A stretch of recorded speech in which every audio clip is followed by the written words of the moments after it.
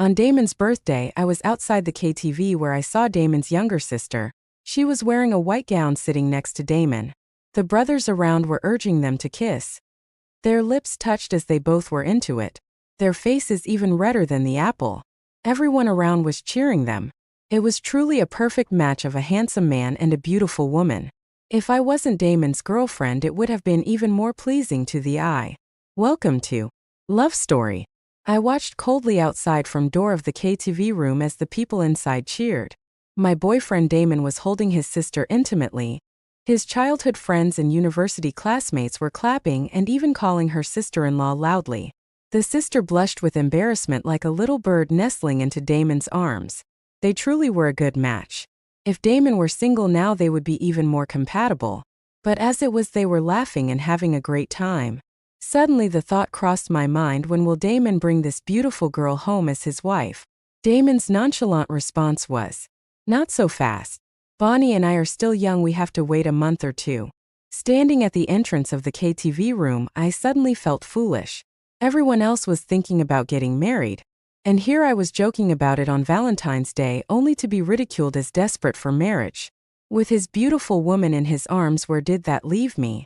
Was it justifiable for him to play with my emotions so casually? It was quite meaningless. I raised my foot to leave but overheard Bonnie, the girl in Damon's arms, speaking softly. "I'll wait for my brother, I know he's in a rising period of his career now. I'm not in a rush to get married. I'm still young." In that moment all my dignified thoughts were blown away by the wind. Young? Who hasn't been young once? Damon had witnessed my entire youth back when I was as young as Bonnie. Tender like a flower bud about to bloom. So delicate that a light pinch could make dewdrops fall. Yet now, Damon found himself a young lover. I was only 25, while Bonnie had just turned 23. Only 2 years age difference was like a chasm between us. Bonnie was so sensible, unlike some older women who kept pressuring Damon to marry, annoying everyone to no end. I am 3 years younger than Damon, yet no one calling him old. Each time we drank it was like a witch hunt. Could this group of friends really harm Damon in any way? That unintentional remark suddenly brought the atmosphere in the room to freezing point. Damon, irritated, shot a disdainful look at the person, his expression full of disgust. Why stir up trouble out of nowhere? Stir up what exactly? Was it wrong for me to defend my dignity? I couldn't swallow this humiliation. I picked up my phone and took a picture of Damon and Bonnie kissing, passionately sent it to Damon's family chat group, and subtly informed Damon's parents, "Congratulations, aunt and uncle, on gaining a daughter-in-law. When will you send me some sweets?" After sending the message, I didn't pay attention to the group's discussions. I left the group and blocked everyone involved. Damon thought he could force me to marry by exploiting my fear of aging. But there are no shortage of men pinning the blame for a breakup on me to create a persona of a lovelorn woman wronged by him. But whoever heard of committing infidelity and earning a good reputation? I had never been one to meekly accept disrespect. I drove home, printed picture of Damon and Bonnie kissing passionately on Damon's doorstep, placing a line of candy next to it. Since we were lovers, I naturally wanted them to be together. If Damon wanted to marry another woman, I would clear away any obstacles for him. I wished him a happy marriage. I displayed so much grace and understanding. A few of my acquaintances were stunned, especially seeing the picture of Damon and Bonnie kissing, their eyes full of pity as they looked at me. I didn't need their pity. I smiled and took a piece of candy. Damon was getting married and I wasn't so heartless as to not acknowledge it with grace. Some aunties exchanged glances quietly without saying a word, and left with a few awkward laughs, accepting the candy I offered. As I watched their retreating figures, I heard snippets of conversation carried by the wind. What's wrong with Damon almost getting married and still fooling around? You never really know a person. That girl is really pitiful. Look, I exposed my wounds, revealing a bleeding side to elicit a single comment of pity. Tears I had been holding back trickled down my cheeks, then dripped onto my hand. I wasn't pitiful. Not in the least. At least I wanted to retaliate, to prevent being seen as pitiful. Upon arriving home, Damon called. It seemed he had seen the banner downstairs. Or perhaps his parents had called him to handle the situation. I had no doubt they wouldn't stand on principles and righteousness to discipline their son. At most they would scold him for being foolish. Not for him being unfaithful but for getting caught in the act. I simply hung up his call and blocked him. I then sent a message in Damon's company group. Damon is up to something good. Treat everyone to coffee with a red envelope featuring Damon and Bonnie kissing. Soon the whole group fell silent as no one dared to talk. Before I could type, a notification appeared saying, "You have been removed from the group." I found it amusing, watching the shadow of a once honorable Damon fade away from my heart. He was all talk and no action, truly not a man of his word. He even removed me from the group chats of our high school, middle school, and elementary school classmates. What a coward. I chuckled silently and without a word picked up my luggage and headed to the airport. It wouldn't be long before Damon came looking for me. I didn't want to face his unwarranted accusations or vent my frustrations, only to have him deflect all the blame onto me. Men were like that, never willing to admit their mistakes, always outsourcing blame, wearing sunglasses to hide my swollen eyes from crying. I couldn't pretend I wasn't hurting. After all, we had shared some beautiful times together. Those were the companionship-filled student years, and I couldn't be so indifferent, not even to have one good cry. With closed eyes, I couldn't help but wonder, what if I had not caused a scene? Maybe things would have just blown over. I could have pretended nothing had happened and continued to endure Damon's behavior. As long as I could withstand the test of time sticking with Damon. By the time I reached 30, 35, even 40 or 50, as long as I could outlast time with Damon, someday his patience would wear thin. He would initiate a breakup and I would just be a perfect victim. A wife who had been through hard times, only to be cruelly abandoned. But soon I discarded that thought. Even if I did that, played the perfect victim, what would I gain? Damon's guilt. The world's pity, nothing in the end. Was it worth sacrificing my precious time just to portray an image of a perfect victim? But what about Damon? He had achieved worldly success and everyone who saw him had to respectfully address him as the CEO. Over time, betrayals would eventually come to light. If I kept bringing up the issue, it would be seen as me unable to move on from the relationship, shifting the blame onto me. This world was never fair, especially to women. When they were wronged and wanted to fight back, they would be criticized for not doing so gracefully. So why bother being graceful at all? I decided to make a scene to make Damon uncomfortable, to ruin him. During the time when he needed a good reputation the most in his rise at the company, I wanted to make up for my lost youth with his failure. Before boarding the plane, I posted the picture of Damon and Bonnie kissing on all social media platforms, wishing them well and a happy marriage, and even bought 7 to 8 influencer accounts to repost it. In the age of information, with enough money spent, one could achieve rapid effects.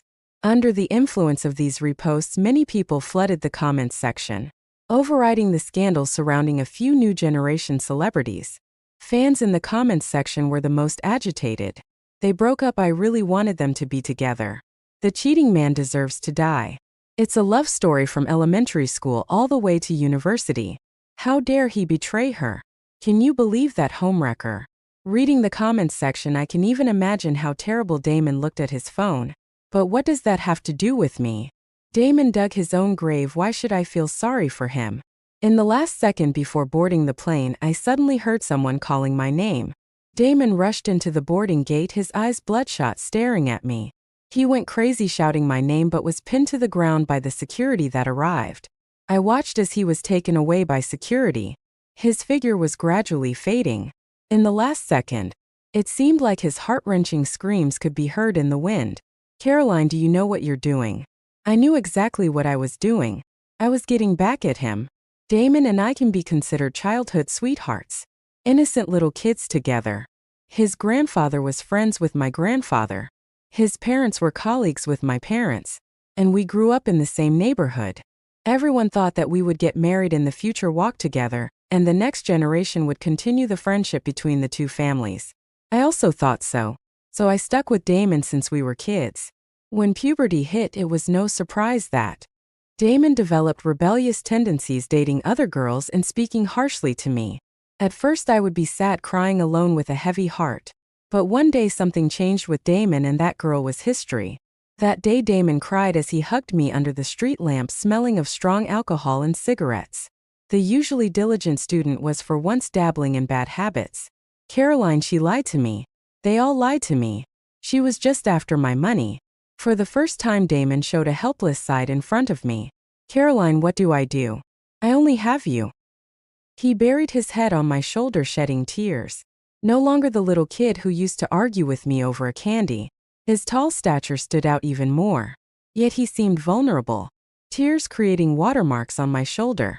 Damon cried heartbreakingly under the street lamp, the dim light forming a halo on his hair. He looked like he could break at any moment. I couldn't help but soften. That day under the street lamp I held him and said, Damon, I won't lie to you. Never. I'll be by your side. So don't lie to me, okay? Damon agreed. Damon also broke his promise. The one who betrays vows should swallow 1,000 needles. Damon and his buddies looked down on me. The tag-along who followed him since childhood, making fun of me as Damon's little wife. It was because I had hidden all my thorns before. Damon, I was never one with a good temper. As I got off the plane, the phone rang. This time it was my mom. Before I could speak, my mom rushed to scold me furiously. Caroline, are you crazy? Do you know what you've done? Damon's parents have come looking for you. Damon's company was just getting on track and you had to create such chaos. You're set on ruining Damon, aren't you? I'm so embarrassed to have given birth to a daughter like you. Every word my mom said stabbed my heart, but I got used to it after hearing it so often. My mom really liked Damon. She wished more for Damon to be her son than me. That's why she insisted I marry Damon and that Damon call her his mom. I couldn't help but ask her, Mom, do you know that Damon cheated on me? There was a brief silence on the other end of the phone. I could even imagine my mom's expression at that moment. Probably a mix of embarrassment and anger. So what if he cheated? Which man doesn't stray nowadays? Besides, Damon assured us it was just a fling. His wife is and will always be you. You cause such a fuss over nothing. Are you out of your mind? I fell silent for a while, interjecting before my mom could continue. I want to hear Damon tell me those words. I want to hear Damon say to my face that it was just a fling with that woman. My mom's tough tone suddenly softened. I didn't listen to the rest and just hung up the phone, blocking her number. Finally, the world was quiet and I could finally start peeling Damon out of my life bit by bit. I traveled alone for nearly a month. When I returned to home, Damon was at the airport waiting for me. This was the first time we faced each other since our argument. Seeing the bruises under his eyes and the stubble on his chin, it was clear he hadn't been doing well lately. What's up? I stirred my coffee, asking him emotionlessly. Damon was taken aback by my calm demeanor. He stuttered for a moment. It wasn't until I stood up to leave that he caught up and stopped me. Let's talk about marriage. I felt like Damon might actually have a problem with his mind. How else could he still think I'd continue with him? Maybe my expression was too sarcastic because Damon got a bit irritated. Bonnie is just my sister. I couldn't help but laugh. Do you believe that yourself? Damon clicked his tongue, scratched his head. I'm just messing around with her. A pretty college graduate good at pleasing me. It's just to pass the time. Why are you making a fuss? What man doesn't have a bit of scandal? Your mother doesn't think this is an issue. Why are you overreacting and causing my company to lose several big contracts? I nodded. That's good then. I'm relieved to hear you're losing money. Finally, a hint of anger appeared on Damon's handsome face. Caroline, do you only feel comfortable when you've ruined me? He pulled Bonnie over, gave her a kiss in front of everyone in the cafe and declared, I will marry Bonnie. You can wait to be seen as a dumped woman by everyone. Damon's face displayed a sense of revenge while Bonnie was overwhelmed with joy and momentarily forgot to act. Damon's buddies naturally joined in the excitement, eagerly offering their congratulations. If this had been before, I might have been really upset. But now I just shrugged my shoulders and found it all rather amusing. Damon was like a wilted vegetable to me with no connection whatsoever. Whether he got married or stayed single, what did it matter to me? Only those with an excessive sense of self-importance would think I would regret bitterly. I would never punish myself for the sake of others. It was a waste of my time just to look at this group. Just as I was about to leave, his bestie suddenly mocked me. Caroline, as a woman like you, leaving Damon would mean nothing. If you kneel down and apologize to Damon now, maybe he'll forgive you. I paused my steps. Let's see who ends up kneeling before whom. Okay, I admit I quite enjoy wasting time. When I got home, my mother immediately launched into a tirade, blaming me for her losing Damon, her golden son-in-law. She scolded me for being incompetent and letting another woman steal Damon away. You worthless thing, go to his house right now and apologize. Even if you have to kowtow, beg or kneel down, you must coax Damon back for me. Otherwise, I don't want you as my daughter anymore. I didn't want to argue with my mother, but seeing that I had no intention of going to Damon, she grew so angry that she slapped me across the face. Hurry up and go over there. If Damon doesn't become my son-in-law, you might as well not consider me your mother. Thrown off balance, my head hit the wall. There was a hint of regret on my mother's face, but quickly she forced me to go to Damon's house. So do you want me as your daughter or Damon? Without hesitation, my mother blurted out, definitely Damon. Realizing what she seemed to have just admitted, she quickly apologized to me. But I didn't want to hear anything more. Fine, from now on let Damon take care of you in your old age. I'm no longer your daughter. My mother, in a fit of rage, continued to berate me, calling me heartless and ungrateful. I cut her off, refusing to hear her complaints. It's all because you thought I wasn't a son, that's why Dad divorced you. You held a grudge against Dad, then remarried and had a son, blaming everything on me. You refused to take responsibility for your mistakes and place all the blame on me. Mom, I'm truly exhausted. This is the last time I'll address you like this. From now on, I wish you well. After saying that, I gathered my things, not looking back, and left the house. My mother stood at the door screaming hysterically, calling me heartless. If not having a conscience means being heartless, then so be it. At least I can live happily.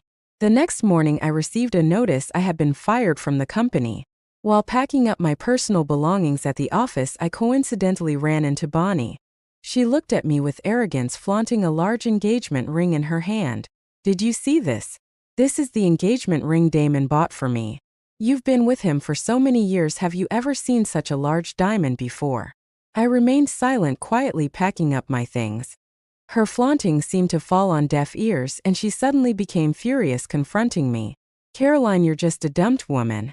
A loser. After all these years, you couldn't make Damon like you or agree to marry you. You're really worthless. But I'm different, young and beautiful. You could become a mistress, interfering in the relationships of others. Be very after 2 years there would be a new young girl took your seat. My voice was low as I quietly replied. This silence seemed to cast a hush over the entire room. As all eyes turned to me, and her Bonnie's face turned red with anger, and she raised her hand to strike me. It was then that our company's technical team leader Zoe, who was responsible for the company's back end, intervened. With a stern expression, Zoe pushed Bonnie to the ground. When she noticed Bonnie was about to raise her hand, Bonnie flailed on the ground like a dead dog, cursing loudly. Women like you will never have anyone in their lives. I will make sure Damon fires you. You don't need Damon to fire me. I'll leave on my own. Zoe took off her work badge and threw it in Bonnie's face, then walked away, followed by a few other female colleagues from the technical department. We're going with Caroline. Bonnie hadn't expected that her intention to humiliate me would result in a group of technical staff leaving the company with me. While she seemed unable to accept the situation, she couldn't bring herself to apologize to me. Ultimately, pride won over reason, and she sneered, pointing to the door. Fine, leave then. Let's see if you can find a company with such good conditions after you've left. As I put down the last document, I smiled and looked at her. As a resounding slap landed on her face. This is the lesson you get for interfering in relationships that I didn't get to give you earlier. And as for my employees, you don't have to worry. We're not like you, always holding out our hands for money with the skills we have. We won't go hungry anywhere. As the other girls behind me all said they were coming with me, we walked out of the company's doors along with Damon and his bestie standing at the entrance. Their faces darkened as they saw me leading my staff out of the company. Caroline, you are shameless, playing dirty.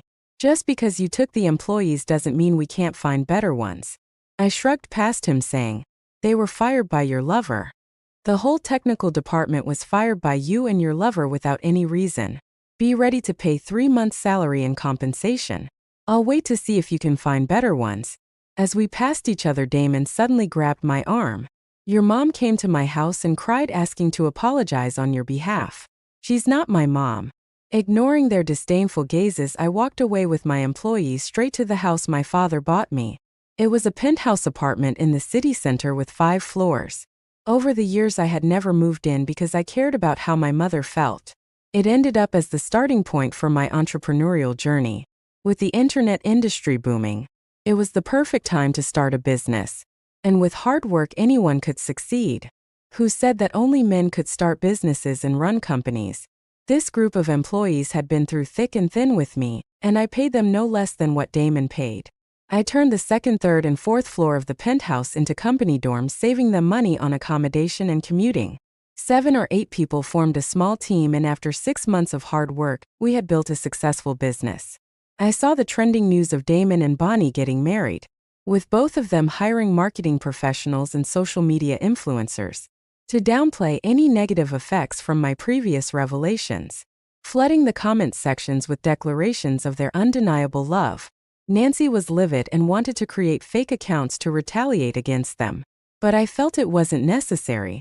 It was a waste of time to pay attention to irrelevant people. Experiences like this had happened 7 or 8 times before. Bonnie, lacking a sense of security, kept harassing me with messages, boasting about how well she matched Damon and how I was unworthy of him. I almost felt sorry for her, as her worth seemed solely based on being compatible with a man. While Damon was busy with his wedding celebrations and his friends making fun of me, my company secured its first round of funding, allowing us to move out of the small office and into a proper office building. An entire floor was dedicated to my company, an achievement built by me and my team. On the day we moved, we celebrated with a hot pot feast at the office. As we were leaving, I unexpectedly ran into Damon and Bonnie in the underground parking lot. The two of them seemed to be arguing, and their faces changed when they saw me. "What are you looking at? Don't think you have a chance anymore." Just as they were arguing, one moment Bonnie suddenly rushed forward, pushing me to the ground. "I knew you were an annoying woman who couldn't let go. Just wait and see." What she meant by wait and see was to publicly shame me online, inciting internet users to cyberbully me, claiming that I was disruptive, couldn't move on after a breakup, and was entangled in unresolved affairs. Initially, I didn't pay much attention, but she insisted on involving my company and my employees. While Bonnie's live stream was in full swing selling misery, I played an audio recording. It was Damon's assurance to me in the coffee shop that it was just a casual fling with him. This was during the peak of online criticism against them, bringing up old grievances. The netizens who had been wrongly swayed by marketing accounts were now the backbone of the backlash. Within half an hour, Bonnie was forced to shut down the live stream. She called me hysterically, accusing me of being shameless, ruthless, and even recording the call. I handed the phone to Damon along with records of Bonnie and his best friend staying at a hotel. "You look quite green." Damon stared at the phone without speaking for a while. Just as I was about to leave, he suddenly stopped me. "Caroline, I'm sorry," he said. That "I'm sorry" had been long awaited. But when I heard it from his own lips, I let it go again. "Damon, you indeed owe me an apology." His eyes reddened, showing the same vulnerability he displayed in front of me before. "Caroline, I know you're alone now, not yet married. Let's start over." Before he could finish his sentence, a glass of iced water was thrown in his face. "Are you a bit more sober now? If you are, then you should know not to mess with me." That night, Damon kept staring at me intensely. I found it uninteresting. He seemed like he never really matured, living his life as if in a romantic drama. Later, he approached me again, saying he had divorced Bonnie, and his best friend had been suppressed by his family.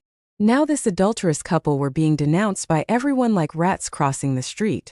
I wasn't surprised by this news. I had played a part in it. I was never a benevolent person, so I paid special attention to Bonnie. Every time Bonnie tried to leverage her fading fame, even the negative kind, to build a career online, I would spend money to hire marketing accounts to overshadow her. Over time, no one would remember her. The next time I saw her, she was selling goods in the night market, fighting over a spot with someone else. And I was sitting in the back of a Maybach, separated by a car window worlds apart. I had Zoe drive me back to the same KTV we had visited before. It was the same private room with Damon and his group of friends. But this time the atmosphere in the room was one of a proposal. Damon had aged a lot and had become more composed, no longer the spirited young man he once was.